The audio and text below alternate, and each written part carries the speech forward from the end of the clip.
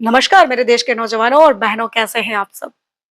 जरा सोचिए, आज के इस सोशल मीडिया दौर में हमारे देश विदेश में हो रही घटनाएं जो कुछ ही क्षण में हमारे मोबाइल पर आ जाती हैं और हमें जानकारी प्राप्त होती है।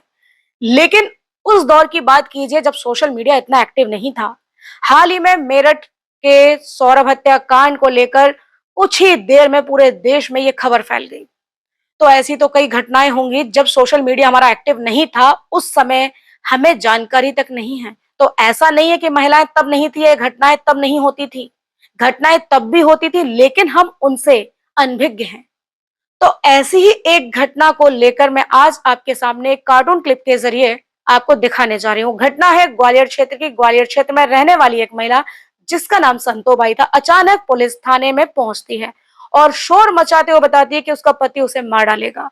उसके पति से उसे जान का खतरा है। इस तरह की कई बातें जब पुलिस स्टाफ सुनता है तो उसे शांत करने के लिए पानी पिलाता और बिठाता है। पूछता है कि आखिर तुम्हारा पति है कहाँ और वो तुझे क्यों मार डालेगा।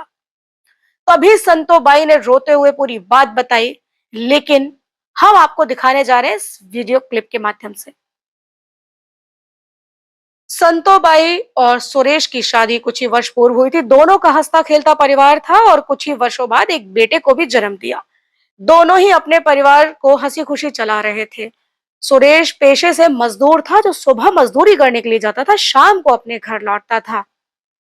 कुछ ही समय बाद संतोबाई की दोस्ती एक युवक से हो गई जो कि पड़ोस में रहने वाला था, और दोनों की ही दोस्ती बहुत ही जल्दी प्रेम में बदल गई। अवैध संबंधों की खबर उड़ते देर नहीं लगी।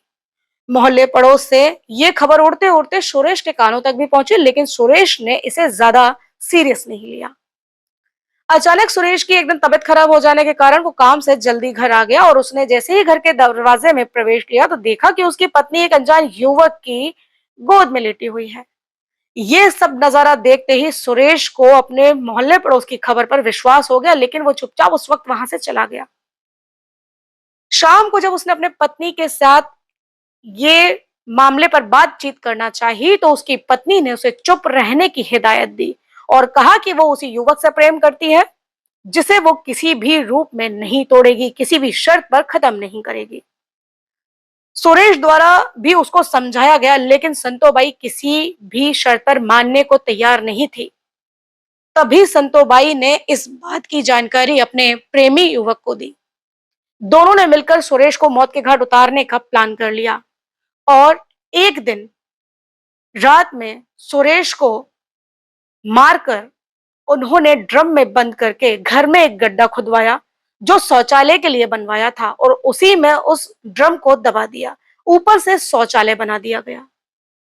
इस घटना को करीब 2 दिन बीते थे जब सुरेश की मां पड़ोस में ही रहती थी। उनको अपना बेटा नहीं दिखाई दिया तो सुरेश की मां और बहन पूछताछ करने के लिए संतोबाई के घर पहुंचे। संतोबाई ने उन्हें घर से निकाल दिया। तब सुरेश की मां पुलिस थाने पहुंची और अपने बेटे की गुमशुदगी दर्ज करवाई। इस बात को करीब लगभग 6 महीने पूरे हो चुके थे। एक दिन अचानक संतोबाई शोर मचाती हुई पुलिस थाने पहुंची, जहां उसने ये बताया कि उसका पति उसे मार डालेगा। लेकिन पुलिस ने जब ये पूरी घटना सुनी और जब उन्हें ये पता चला कि संतोबाई तो पहले ही अपने पति को मौत के घाट उतार चुकी है, तो ऐसी स्थिति में उन्हें समझने में देर नहीं लगी कि संतोबाई के मन का वहम और उसके अंदर बैठा हुआ डर है जो उसे जीने नहीं दे रहा है।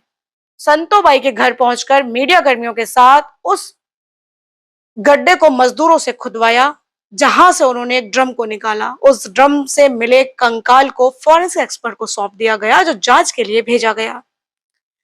संतोबाई के बयान अनुसार और उसके कबूलनामे के हिसाब से पुलिस ने एफआईआर दर्ज करते हुए संतोबाई पर मुकदमा चलाया और हत्या के जुर्म में उसे जेल भेज दिया गया। यह मामला वर्ष 2015 का है। तो आपने देखा, इस भारत देश में न जाने कितने ही पुरुष हैं जो प्रताड़ना का शिकार हैं, और इस एक पक्षीय महिला कानून की वजह से ना तो वो कानून का सहारा ले सकते हैं और ना ही कोई उनकी मदद करता है। तो हम सबको एक होना जरूरी है।